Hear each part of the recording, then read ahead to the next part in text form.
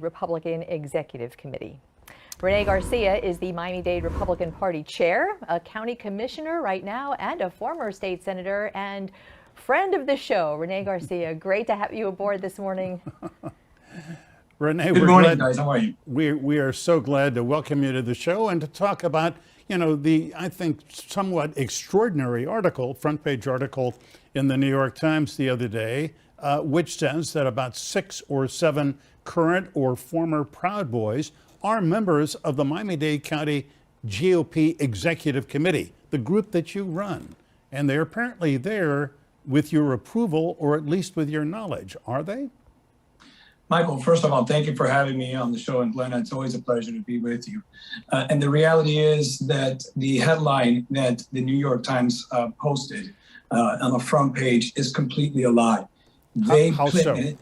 How so? They said that the Miami-Dade GOP is gripped by the Proud Boys, and that's completely a false statement. It's not. It's just completely a lie. Right now, when we look at the Miami-Dade GOP, we have the most diverse group, the most diverse GOP in the state, and maybe the most diverse group in the nation. Right now, we look at when we look at the fact, when we look at that article right now, yes, I'll tell you, I think there's out of the 5, I would say that there's 2 voting members and there's 3 alternates that were elected to the Miami-Dade GOP, but that is not reflective of the principles of the Miami-Dade GOP, who we stand for inclusion, who we stand for having a diverse ideas.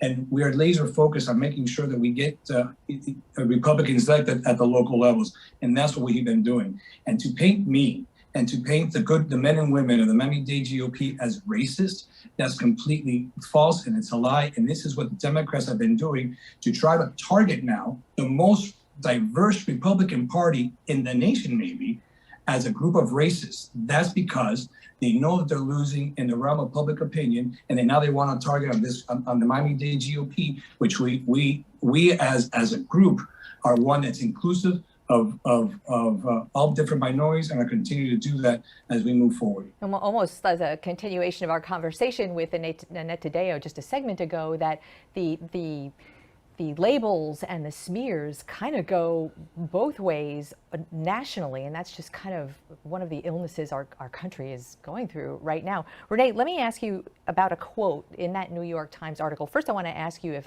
this was quoted properly. The New York Times has you saying that your job as GOP chair is to protect everyone's First Amendment rights. Did they quote you properly on that? Yes, it was in the context as GOP chair. As a context of GOP chair, look, I'm a defender of the First Amendment rights. I'm the defender of that. And even how wrong they may be, I still believe in that. But when we have individuals that are, when we have individuals that come into this GOP and try to disrupt, then we will have a process in place. If anyone has been convicted of any crime, if anyone has been convicted of anything against this country or against the GOP, then we have a process in place to get members out. But my focus has always been in ensuring right now that the national narrative is not painted, and making sure that those hard-working men and women who are members of this GOP, who are out there to protect our families, who are out there who are concerned about the hyperinflation that we're seeing right now, who are concerned about the gas prices, who are stifling who are stifling the middle class and the ones that are hurting the most. That's what we're in line for. Understood. Let me stay with me for this kind of line of thinking here. So you are firmly behind free speech and protecting everyone's diverse free speech rights as GOP chair. So hate speech is free speech. It is, and is to be protected. But hate actions of hate are not protected. So my question to you is, with what you've seen this week, especially in the unfolding the opening session of the January 6th special committee, does that reframe your thinking towards some of the Proud Boy members or anybody in any way? Listen, Glenna, everyone will have to answer in a court of law to their actions. That the time will come when they will have to answer them. I, as one, you know my position very well. You've known me for many years, and the positions that I've taken in Tallahassee, defending the voice, being the voice for the voiceless. That's what I have done in my career as a legislator. I have made sure that individuals with disabilities are taken care of. We have made sure that we negotiated these Marjorie Stoneman Act, that we negotiated the bill. We had a diverse inclusion of, the red flag laws. We made sure that we protected our schools by hardening our schools and so forth. And now that's a model legislation that's being looked at in Washington, D.C. So Rene, let me jump in and simply say I've known you for many, many years.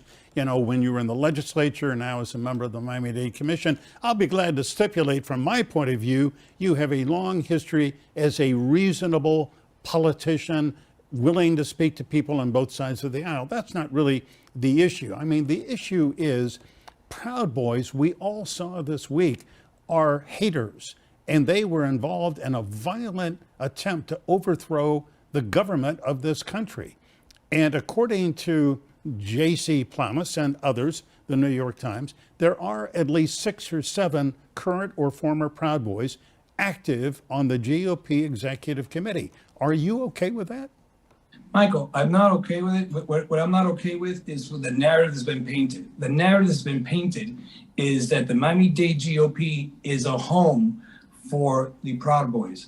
The reality is that you're trying to say that there's a takeover by the Proud Boys and the Miami-Dade GOP. Michael, right, like I said earlier, we've been able to identify 2 voting members. I hardly think that is a takeover of by the Proud Boys. What I do say, what I do look at, and I see what the national media is doing, they're trying to paint the most diverse group of Republicans in the state of Florida, and maybe of the nation, as a group of racists. And that is completely unacceptable. These are men and women who took their time to make sure that they have a voice in the Republican Party. We are, as a chairman of the Republican Party, I've gone out and I've reached out across multiple different sectors of minority groups to make sure that they come into the Republican Party, to know that they have a voice with us, so we can continue to have this conversation and make this party more reflective as to what Miami-Dade County looks like.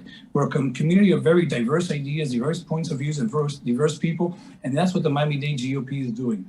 I think the problem that we have here, and what I'm starting to see here, is that I think the Democrats are looking to the Miami-Dade GOP and to see all of our successes. We won with Vince Lago and Coral Gables. We won with Steve Losner in Homestead.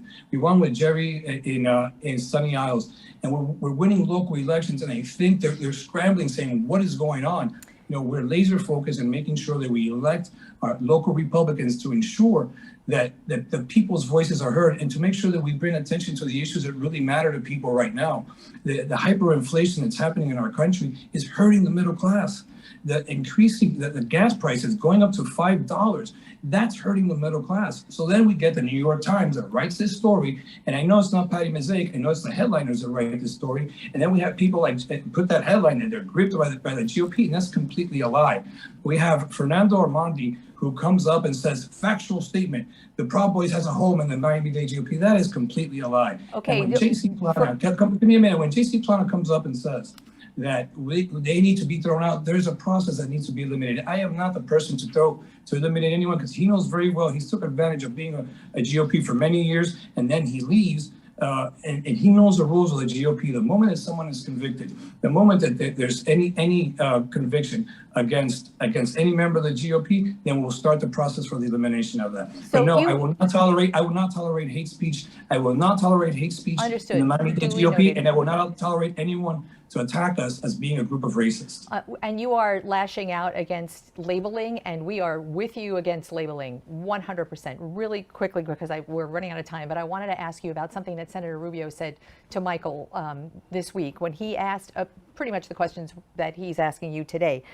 Senator Rubio's answer when he says about the Proud Boys on the committee, when you ask me about communists and socialists as part of the local Democratic Party, we can talk about it. And I wanted to get your take on, do you think that there are communists and socialists in the local Democratic Party? Look, Glenna, when we look at the idea, when I ran for chairman of the Miami-Dade GOP, the problem that we're having right now across the country is that we really don't see any leadership coming up from the Democratic Party or the Republican Party at the national level. The change is going to come from the local level. And it's people like you and I that have to have these conversations at the local level to make sure that we can start bringing people together and start ensuring that we put our country back on track. Right now, we have a failed administration, that we see the problems that are happening in this country, and we have to start taking leadership at the local level. At the same time, I'll tell you, there's no difference with the Democratic Party right now. Yes, I do believe that they have the fringe elements of the Democratic Party embedded in both at the local, state, and federal levels. Right. But we can't go that far. Renee, When we have a congressman. We will try to pursue that, and if in fact there are socialists or communists, as the senator alleged, then we will put it on Local 10 News. Rene Garcia, we thank you for your time. And always great to speak with you. We'll allot much more next time you come.